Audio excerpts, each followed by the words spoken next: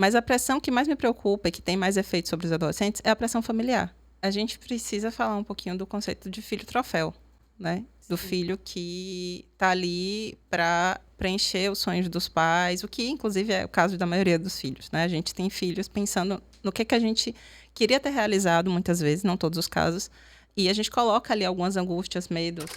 Oi, gente, tudo bom? Eu me chamo Larissa, sou estudante de psicologia. Eu estou aqui hoje com uma convidada maravilhosa para falar sobre um tema muito importante, que é a saúde mental na adolescência.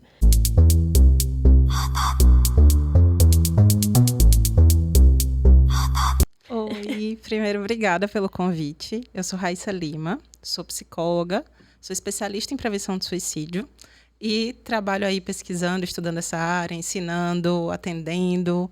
Agora, Raíssa, o tema adolescência. O tema adolescência surgiu de um jeito interessante, que foi o seguinte. Quando eu comecei a trabalhar com prevenção de suicídio, né, assim que eu me formei, eu comecei ali na clínica. Na verdade, eu comecei antes, atendendo pelo estágio.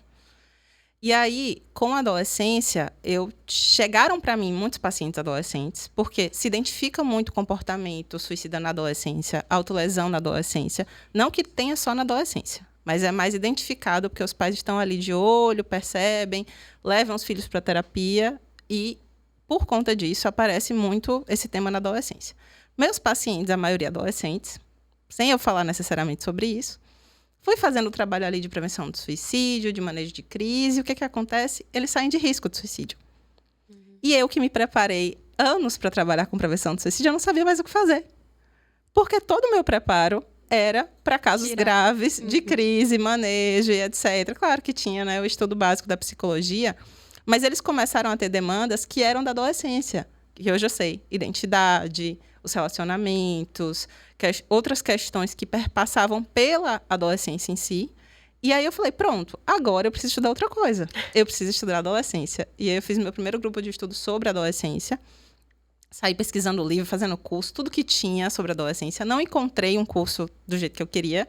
Eu falei, vou criar este curso. Vou estudar, montar. E arrasou muito. Fazer o grupo de estudo, que já é imersão adolescência em AZ, né? Sim, conheço, muito bom. E eu sempre gosto de estudar em grupo. Não consigo estudar sozinha. Preciso estudar para ensinar. Então, é basicamente isso. Eu falo que os cursos me ajudam a estudar. E comecei a aprender um universo sobre a adolescência. E assim surgiu, né, uma segunda área, que foi a adolescência. Meus pacientes hoje já estão maiores de idade. Que chegaram ali para mim com 13, 14 anos.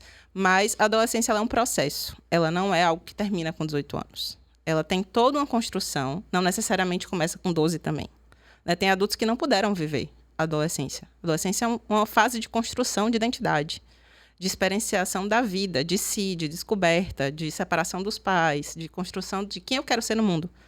E esse é um processo que não necessariamente termina com 18 anos. Então, assim, aprendi um outro mundo, que é a adolescência. E foi sobre isso. Essa é uma fala, assim, que me acalenta muito, porque eu agora tenho 20 anos, né?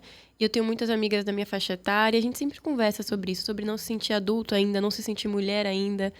E a gente fica meio perdido, né? Achando que já passou essa fase, já passou a hora de sentir certas coisas. É muito libertador ter uma visão como essa sua. Uhum.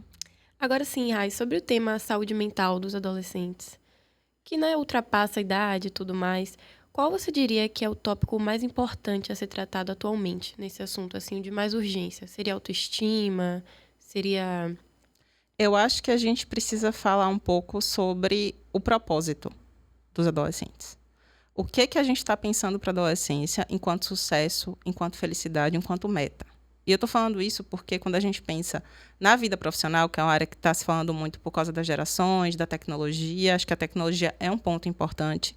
Mas para a gente poder entender como que hoje, com tanta mudança no mundo, na educação, como é que a gente traz esse adolescente para o cenário, ao invés da gente tentar, por exemplo, colocar para o adolescente da geração atual a mesma regra, o mesmo funcionamento, o mesmo projeto e propósito que a gente tinha em outras gerações que não tinha tecnologia da forma como tem hoje, a gente precisa incorporar isso, porque se mudou muito o mundo e de uma velocidade que a gente não estava esperando. E não para. E não para, e não vai parar. E é isso, e não adianta a gente ir contra o que está acontecendo. Então, eu acredito que é a gente poder pensar como que a gente adapta essa adolescência de hoje, como é que a gente adapta a realidade e as expectativas. O que a gente vai precisar fazer, né, em termos de saúde mental, de relações, de construção da família, como é que essa família vai impactar nessa educação, como é que a escola vai impactar, porque tudo tem sido colocado para a adolescência do ponto de vista de desempenho, de sucesso, e o conceito deles de sucesso é outro. Então, a gente precisa poder escutar os adolescentes mesmo. Acho que esse é o ponto. O que mais me preocupa hoje é a identidade e o propósito. Quem que eles querem... como é que eles querem se apresentar para o mundo? Quem eles querem ser? O que eles já são. Mas o que eles desejam para si? Né? E se essa família está preparada para quem o adolescente quer ser, não quem a família quer que ele seja. É uma barreira, né, que tem que ser quebrada. Eu acho que esse tema, assim, principalmente trazendo agora para a atualidade, como você fez, é muito importante porque, por exemplo, as questões como a gente vê na internet, de TikTok, de Instagram, eu acompanho muito, né, da minha geração, tô bem atualizada, e eu tô vendo cada vez mais um boom, assim, de pressão, não só estética, como tá tendo muito. Eu achei assustador a morte recente do peeling de fenol, essa procura obsessiva, e como é que isso impacta um jovem que não tem dinheiro para fazer esse tipo de coisa, que tem acne, que é uma realidade bem distante. E também questões profissionais acadêmicas. Eu vejo uma cobrança cada vez maior também, de estar ali mostrando uma rotina de estudo que começa às 6 da manhã e termina 9 da noite.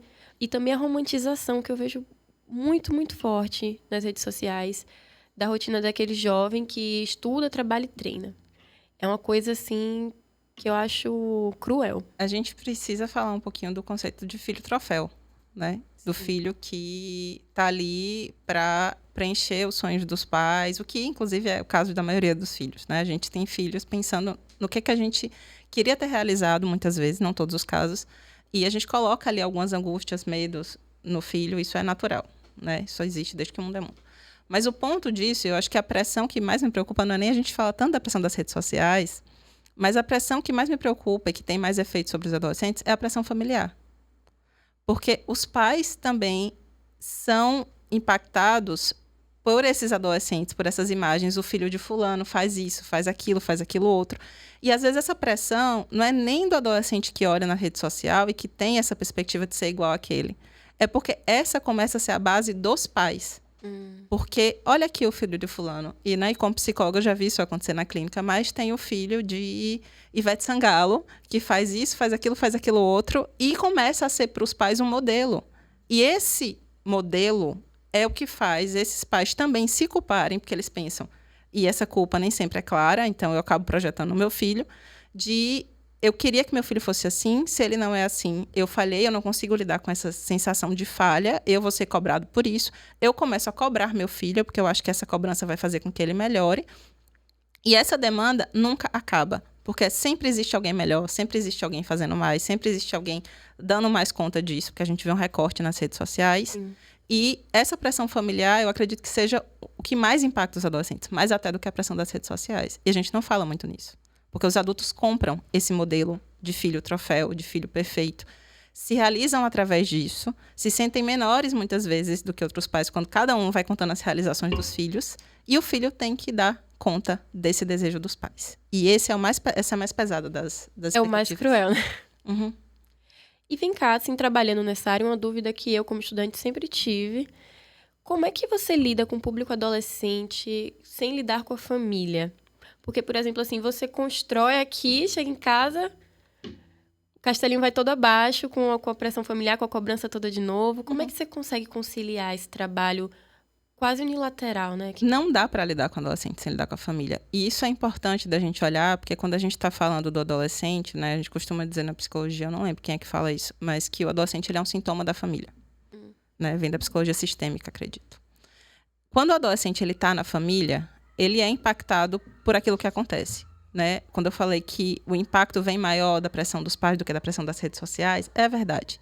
E aí a gente precisa preparar essa família que está querendo ajudar, mas que não sabe como. Porque eles não sabem como. Eles vão levar os recursos que eles têm deles, da criação que eles tiveram, do que eles veem nas redes sociais. E tudo é uma coisa diferente. Um vai dizer uma coisa, um vai dizer a outra, e eles vão chegar com isso. Então, para a gente orientar essa família, e são coisas distintas, por exemplo, eu faço orientação parental para pais que não são dos meus pacientes. Porque eles estão ali buscando como é que eu consigo lidar com as minhas questões, exercendo a parentalidade. para eles aprenderem como lidar com as próprias questões. Então, existe a orientação, que eu faço também para os pais dos meus pacientes, mas não tem como separar as duas coisas. Claro, não é terapia de família. Você vai trabalhar ali, primeiro o vínculo com o seu paciente. Eu, por exemplo, não recebo a família antes. Eu recebo a família uns 4 sessões depois, quando eu já estou vinculada com o meu paciente. Porque eu combino com ele cada ajuste que eu tenho com a família. Cada explicação que eu tenho para fazer para a família, com algumas questões, né? Como que eu lido... sigilo, né? Também Exatamente. Isso é muito importante. Então, a minha relação é com o paciente e a família vai receber orientações diretas, por exemplo. Uma família que ela quer lidar com comportamento e ela acha que o melhor jeito de lidar com o erro do paciente, do adolescente, é punindo. Batendo até, porque ainda tem, né? Tomando o celular. E aí eu vou fazendo essa família, como eu falei, a psicologia serve para as pessoas. Então, eu vou explicando alguns conceitos para a família sobre como é que funciona a punição, né? Que para o comportamento rápido, mas quais são as consequências? Né? Para outras coisas também. Diminui a confiança, faz com que muitas vezes esse adolescente aprenda a mentir para fugir desse controle. E qual é a outra saída que a gente tem? E aí eu apresento e vou construindo alternativas junto com a família para que ela tenha recursos para educar de forma saudável. Então, esse é o objetivo. Né? Instrumentalizar a família e ir trabalhando ali a saúde mental desse adolescente na terapia. Certo. E agora, encerrando, Rai, como é que a gente faz para poder te encontrar, suas redes sociais, seu trabalho? Então, eu tenho um Instagram que eu falo para profissionais e estudantes de saúde, né? Saúde mental especificamente, que é o Espaço Amarelo, @espaco_amarelo. Bem sugestivo. E eu falo não só sobre prevenção do suicídio, eu trago reflexões sobre o lugar do terapeuta também. Eu falo muito pra gente, né? Estudante, psicólogo, escrevo muito, a maioria é texto. Então, quem gosta de ler, quem gosta de reflexões, lá é o lugar. E também os cursos, né? Que eu trago muito, tudo que eu estudo, que eu aprendo na prática de prevenção do suicídio, manejo de crise, adolescência, o próprio lugar do psicólogo. Então, tudo isso eu vou trazendo lá. E quem tem interesse, acho que vai gostar. Seja bem-vindo. E é isso, gente. Muito obrigada pelo episódio de hoje. E muito obrigada, Rai, também pelas falas importantíssimas.